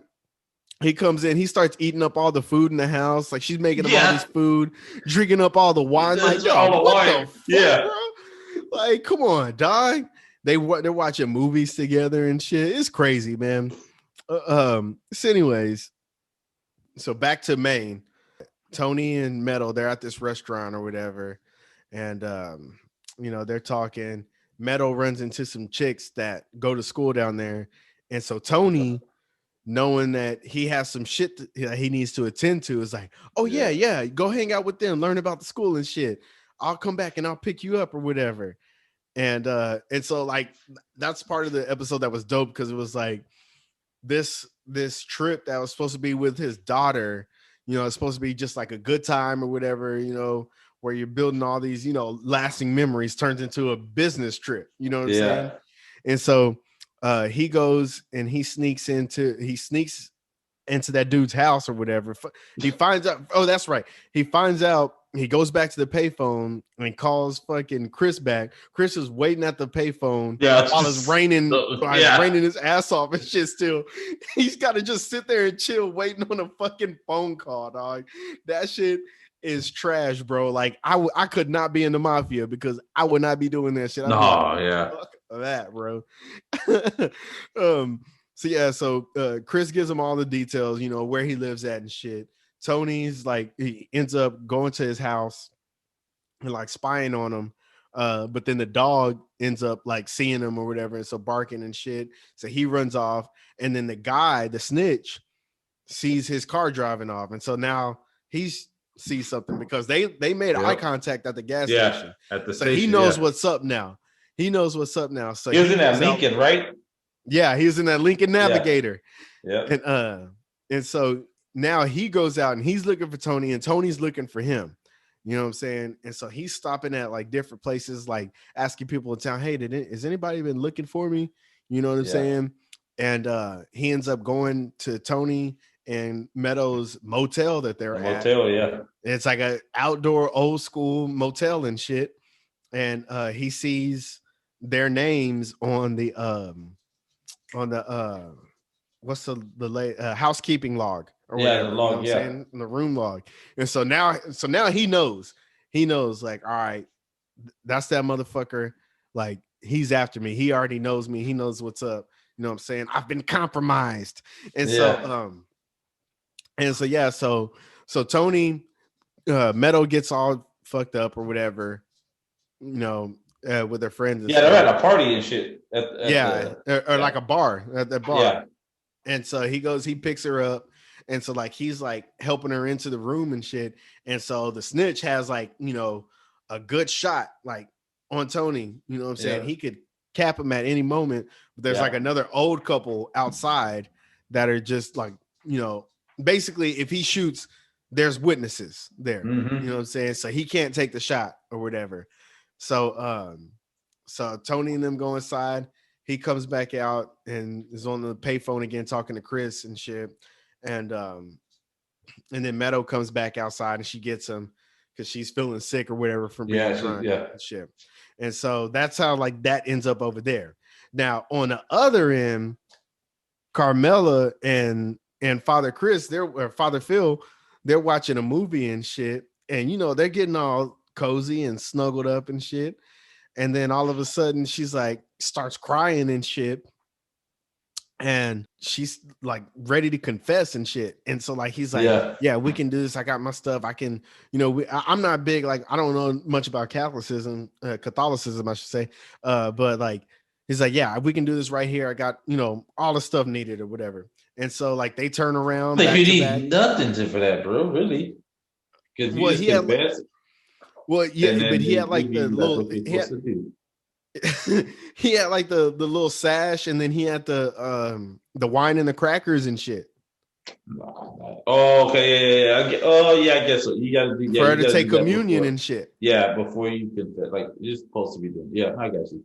Yeah. So, anyways, it's like yes, we can do this right here. I have my stuff with me, and so they turn around back to back, like you know what I'm saying. She's giving a confession, and she starts fucking blabbermouthing, dog. Like basically telling him that Tony's this big mobster, this gangster that's done all this wrong shit and everything. And it's like, come on, dog. Like you really just letting all this shit go right now. Yeah. So her whole livelihood. Yeah, exactly. And so like they're doing this shit. And so then she has to take communion. And so like every moment now, like they're making this shit like sexual as hell. So like they're showing the video from the side, and all you see is Carmela on her knees, like face to his crotch or whatever. And then he pulls out, you know, the cracker to give to her or whatever. And she's, you know, holds her mouth open. You just see him laying the cracker on her tongue and everything. And but even that, dog, like it ain't even like so you can't get that until you do your confession or whatever. Like if I remember correctly, I'm not turkey, but I know what it is. You confess. You're not supposed to, like. I don't think you have to do all that. It was just whatever you call it, whatever. Yeah. So she's on her knees and everything. He pours her the wine. He's like pouring the wine in her mouth and everything. And it's like up, like they're showing the close up of her like mouth and everything, drinking the wine. And then he like gently grabs her by the back of her head and shit. Like it's like almost like he's about to pull her in her crotch to give her some noggin. You know what I'm saying? Yeah. And it's like, yo, this is OD like wild or whatever. You know what I'm saying? But it's just like it feeds into the episode because this episode is just so suspenseful. Like every moment, like you don't know what's going to happen. We've seen like all this killing on the show so far, and from Tony hiding out in the house, outside of the house, like spying on him, to him going to each spot looking for Tony. You know, for Tony being at like the payphones and shit. Like each scene is suspenseful, just the way it's shot and the way it's framed, because you don't know what's gonna happen next. It's like, is somebody gonna pop up and kill Tony? Is Tony gonna pop out and kill the dude? Is Father Phil gonna make this move on Carmela? Is Carmela gonna make the move on Father Phil? You know what I'm saying? So like, it's just, I remember the first time I saw it, like almost like getting anxious, like feeling anxiety. Man, what's gonna happen? Like it's, I mean, I've never felt like this before, like watching a piece of TV before. It was thrilling. It was crazy. So anyway, back to Carmela and Father Phil. So they do all this shit, and now they're really like, Father Phil, you know what I'm saying? He's had a few too many glasses of wine. Yeah. You know what I'm saying? He's feeling good. He's feeling tipsy. And I don't know if you've drank wine before, but I feel everything. I don't know about you, but when I drink wine, I get horny. So fucking horny. Like, I get horny, dog. I get lustful. Wine be making you feel lustful as fuck, bro. Yeah, there you go. That's a good word to put it. So, And so, you know what I'm saying? So Father Phil, he's full of that wine. That happens when I drink water. It's fucking weird.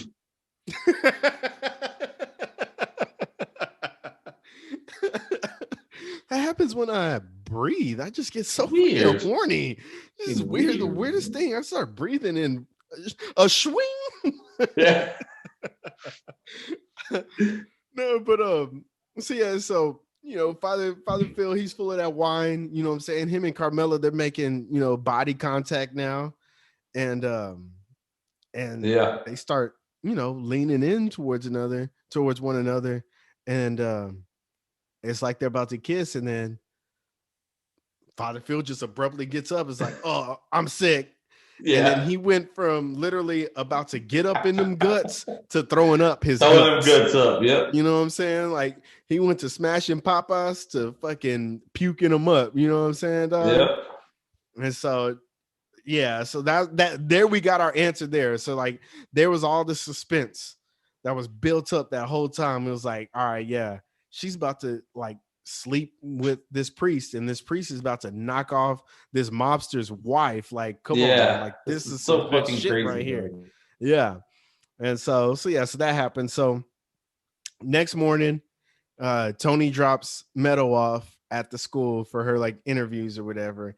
And she's like, aren't you gonna stay? And he's like, oh no, I left my my watch at the hotel or whatever. Yeah, dude.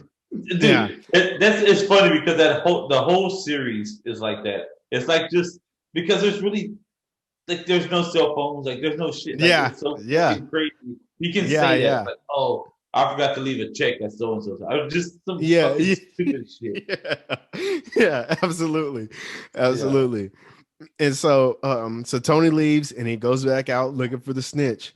The snitch is at his place of business. Tony finds out where he works at. Yeah. And the snitch is at his place of business. He's trying to hire 2 people to go and make the hit for him. And this is like the best scene ever, dude. He tries to hire 2 people to go and work the shit to go kill Tony for him. They decline and they storm out or whatever. And so he's like outside of his trailer or whatever, where his place of business. He's outside and he hears something. And so then he picks up his gun, which is this old 1960s looking gun. Yeah. And you know, he's just walking around with the you know what I'm saying? He's walking around. I'm trying to make the gun with my hand. There we go. So he's just walking around and he peeks around one corner and it's like you hear one thing and so boom, it's like he's ready to shoot and it's nothing. And so then, you know, you kind of relax a little bit again, and then he starts walking around toward another direction.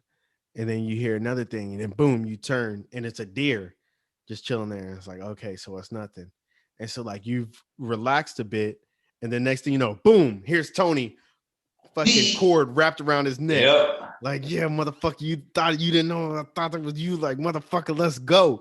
And so they're like, you know what I'm saying? They're talking while Tony's like strangling him with this cord. Yeah. And Tony says, one thing about us wise guys, the lifestyle never ends.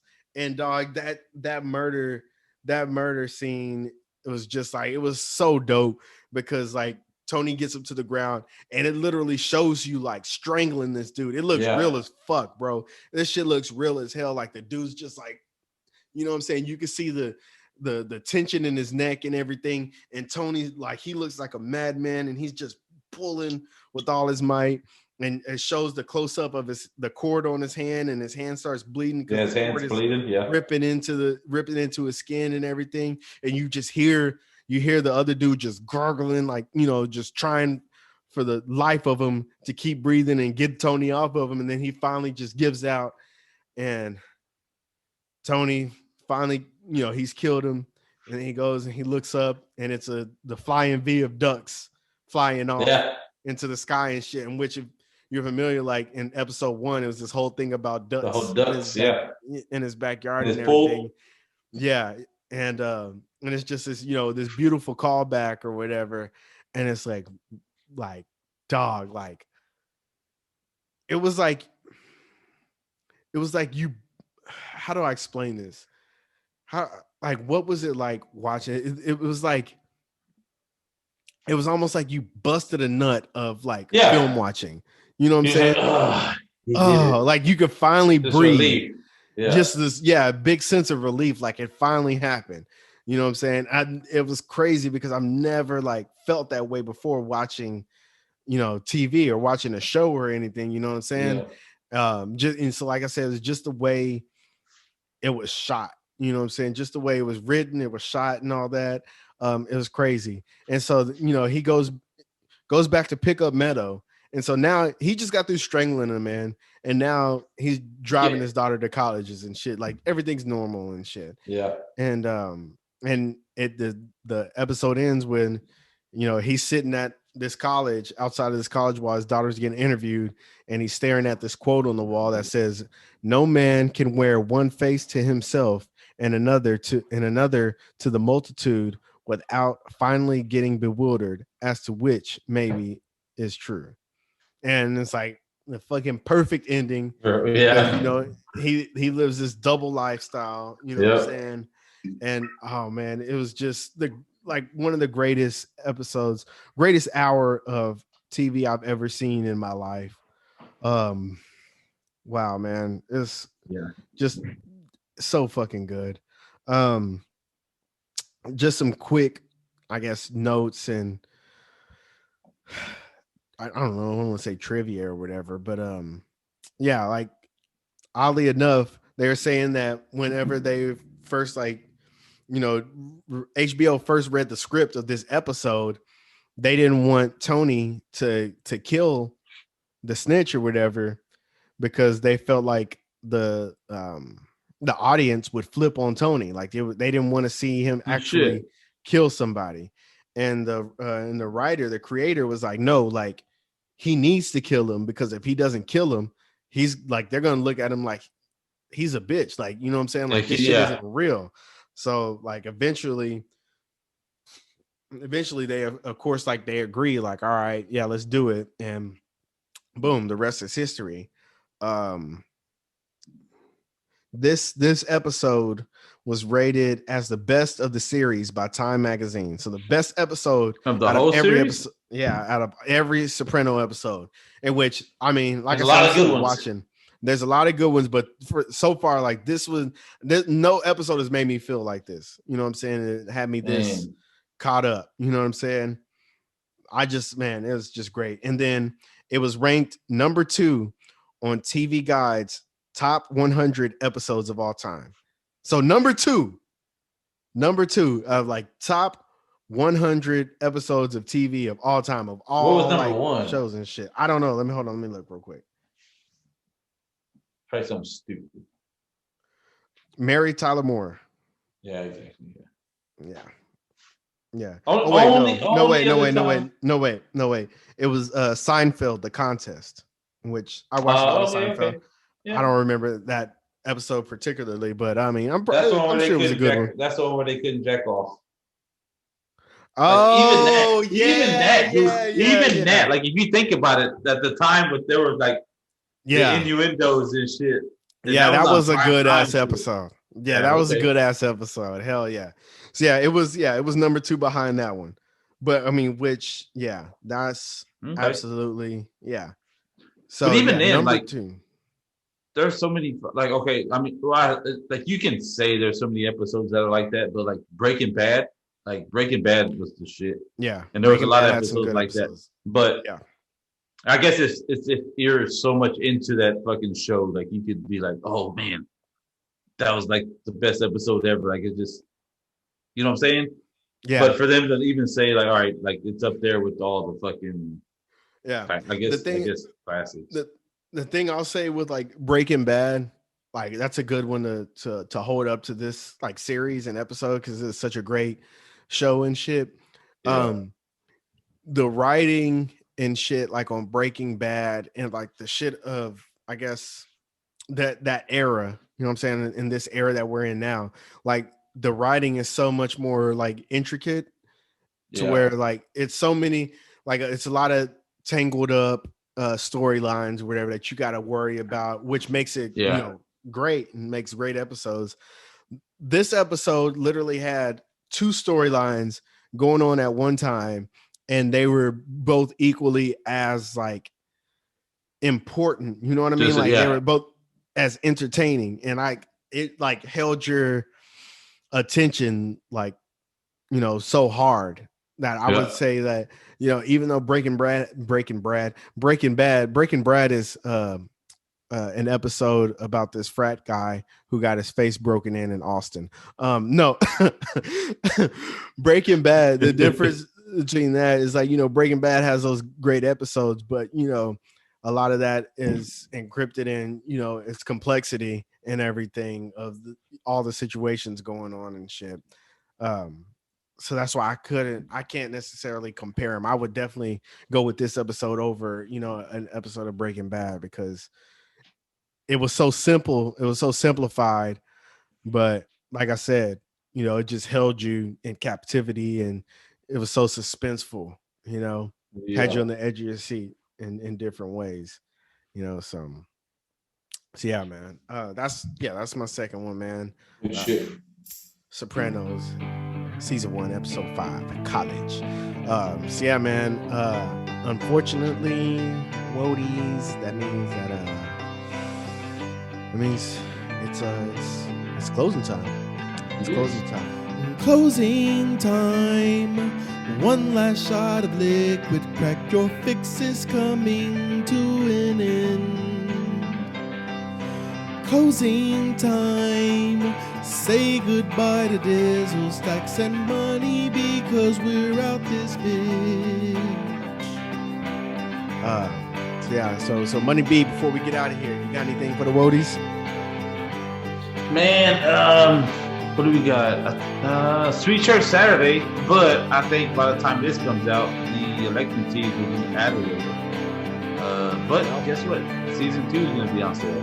So season 2 is coming soon. A lot of good. Or season 2 is already here. Season 2 is better. Season 3 is coming up, man. You got a lot of good ones on there. Go on, take a look, man. Take a look. Take a gander. I'm trying to think what season 2. Oh, we got the Alonzo, R.I.P. Alonzo. R.I.P. Got the World Series of Dice. You got the 15, 30, 37, 38, 45, 47. You know what I'm saying? Y'all know where that's from. If you know, you know. You know what I'm saying? Yes, sir. Yeah, there's a lot of good ones on there, man. But hit it up. SSSTees.com. 20% off season 2 coming up. More than likely by the time this comes out, it'll be up. And everything else is Red Baby Gang, baby. Everything else is Red Baby Gang. Yeah, y'all already know what it is. You know what I'm saying? Let me tell you why you're wrong. Chocolate covered frog legs, food bars, anyways. We got shit you should have seen coming up next. I can't talk for shit today. I mean, it is what it is. I've fucked up so many times. Let's get this episode done with. But yeah, shit you should have seen coming up here this month. So ready for the first episode of that, and you know what I'm saying, more and more good shit coming to y'all. You ready for this closing time shot? Let's get it. Let me go get the last little lick of vodka that peanut left. Right there, friend. Yes, dude. I had to fucking end up drinking Crown Apple because Peanut drank all my shit, man. That's me big Crown Apple. Like, I don't even fuck with that. Hey, what's up? We just have to dig in the crates. I mean, I got some other shit. All right, good shit, my friend. Good episode. Cheers to you, my friend. Cheers to the Wowies. And cheers to the Way Back When podcast.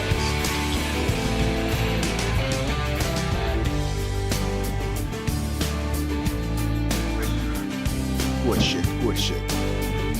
Wodies, thank you for joining us for another episode of the Way Back When podcast. A reflection upon the golden era. Our golden era. We'll holler at y'all next week.